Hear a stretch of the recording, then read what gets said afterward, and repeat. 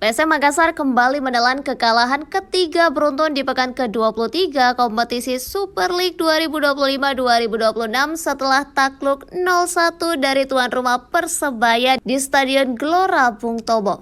Kemenangan tipis Persebaya Surabaya ini ditentukan oleh satu gol dari pemain asing mereka, Galih Freitas, yang berhasil merobek gawang PSM Makassar pada menit ke-27 melalui tendangan dari luar kotak penalti yang tak mampu dijangkau oleh kiper Reza Arya Pratama.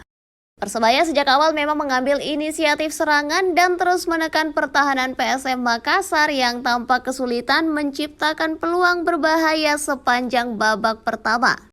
Pelatih Persebaya Bernardo Tavares menginstruksikan timnya untuk menekan sejak menit awal yang menghasilkan beberapa peluang berbahaya melalui Alvan Suaib dan Francisco Rivera. Sementara itu PSM yang diasuh oleh Thomas Rusya tidak mampu keluar dari tekanan dan baru mencoba membalas dengan beberapa tendangan bebas di babak kedua namun gagal menjadi gol.